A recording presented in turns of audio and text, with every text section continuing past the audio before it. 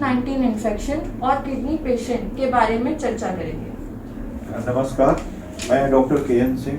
मैं वरिष्ठ गुर्दा रोग विशेषज्ञ एवं गुर्दा प्रत्यारोपण विशेषज्ञ इंद्रप्रस्थ अपोलो हॉस्पिटल में कार्यरत हूँ। सर, हमारे कुछ सवाल हैं आपसे किडनी पेशेंट के लिए।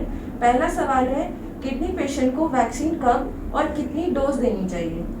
देखो, किडनी के पेशेंट ऐसे होते हैं कि हमारे पास 3 तरह के पेशेंट होते हैं। एक होता है कि जिनकी किडनी थोड़ा खराब है, जैसे क्रेटिनिन 2 है, 3 है और ओपीडी में आके दिखाते हैं। दूसरे पेशेंट होते हैं जिनकी किडनी खराब है और या तो वो डायलिसिस में है या फिर किडनी ट्रांसप्लांट में है। तो 3 कैटेगरी के पेशेंट होते हैं। तो वैक्सीन जो नॉर्मल रूटीन है वो किडनी के मरीजों को वैसे ही वैक्सीन लगानी चाहिए, ठीक है। जो ओपीडी में दिखाते हैं उनको सेम जैसे जनरल पब्लिक लगाती है वैसे वैक्सीन लगवाना चाहिए, कोई परहेज नहीं है वैक्सीन लगवाने का। डायलिसिस के मरीज को भी वैसे ही वैक्सीन लगाना चाहिए और उनका रिस्पांस अच्छा है। जहाँ तक किडनी ट्रांसप्लांट के मरीज की बात है तो उसमें 2 कैटेगरी आती हैं।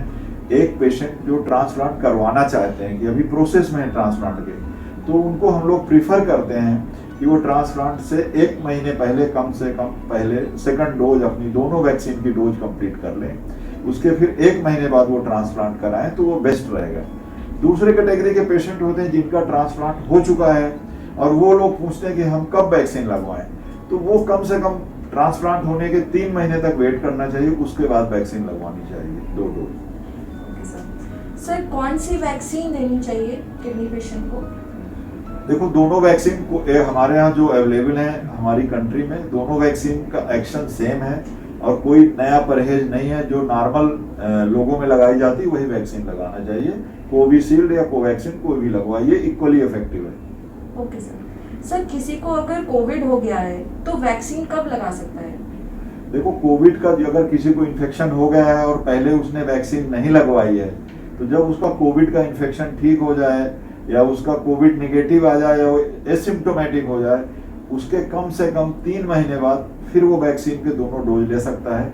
क्योंकि ऐसा माना गया कि कोविड होने के 3 महीने तक प्रोटेक्टेड रहता है एंटीबॉडी रोटी, बट 3 महीने के बाद वैक्सीन लगवाना चाहिए। सर, जो किडनी ट्रांसप्लांट के पेशेंट हैं वो कैसे कोविड-19 के दौरान सावधानी बरत सकते हैं? देखो, किडनी ट्रांसप्लांट के पेशेंट को सावधानी तो सबको जनरल ही करनी है कि हमें मास्क लगाना है, हाथ धुलना है, डिस्टेंस मेंटेन करना है, ठीक है, हाइजीन। तो जैसे जनरल पब्लिक को वैसे ट्रांसप्लांट पेशेंट को। किडनी ट्रांसप्लांट के पेशेंट की इम्यूनिटी कम होती है तो उनको स्पेशली भीड़ वाली जगहों में नहीं जाना चाहिए, ठीक है। और ये तीनों जो प्रिकॉशंस हैं इनको फॉलो करते रहना चाहिए। दूसरा इशू होता है कि हमारे पेशेंट जो किडनी ट्रांसप्लांट उनका रेजिस्टेंस कम होता है तो उनको इन्फेक्शन हो जाता है। तो जब अगर इनको इन्फेक्शन हो जाता है किडनी ट्रांसप्लांट के मरीज को, तो हम लोग ट्रांसप्लांट की जो इम्यूनोसप्रेसेंट ड्रग्स देते हैं उसमें एक हम एमएमएफ दवा देते हैं, जो कि जिससे कि किडनी ना रिजेक्ट हो, तो उस दवा को हम लोग रोक देते हैं क्योंकि ऑलरेडी पेशेंट की इम्यूनिटी कम होती है और ये एंटीबॉडी को नहीं बनने देती कोविड के अंदर इन्फेक्शन में। तो इस दवा को हम लोग रोक देते हैं टाइम बिंग, और हम दूसरे और मेडिसिन को कंटिन्यू करके रखते हैं। दूसरा है कि ट्रांसप्लांट के पेशेंट में ज़्यादातर डायबिटिक होते हैं, तो हमें पता होना चाहिए कि कब स्टेरॉइड यूज करना चाहिए और कितनी डोज में यूज करना चाहिए। जितनी जल्दी हो सके हमें स्टेरॉइड को कम करके बंद कर देना चाहिए। ब्लड शुगर बहुत फ्लक्चुएट होता है तो ब्लड शुगर अच्छे से स्ट्रिक्ट कंट्रोल होना चाहिए। सर, डायलिसिस पेशेंट को क्या सावधानी बरतनी चाहिए? हर यूनिट के अपने प्रोटोकॉल हैं। डायलिसिस मरीज को एक तो सबसे पहले अगर उसको कोई सिम्टम्स आ रहा हो, डायलिसिस में है, कोई उसको खांसी, जुकाम, बुखार, हाथ पैर में दर्द कुछ हो रहा है, तो पहले तो स्क्रीनिंग सेंटर में जाते हैं। जैसे हमारे यहाँ डायलिसिस में हर डायलिसिस में पेशेंट को पहले स्क्रीन किया जाता है कि वो सिम्टोमेटिक तो नहीं है। फिर कोविड-19 RT-PCR भी फ्रिक्वेंटली हम लोग कराते रहते हैं। ये हर सेंटर की अलग पॉलिसी है। हमारे यहाँ तो इन्फेक्शन कंट्रोल जो अपोलो में हो तो 1 वीक अभी भी RT-PCR हम कराते हैं। उसका पर्पज सिर्फ एक है कि पेशेंट को हमारे दूसरे मरीज से इन्फेक्शन ना हो।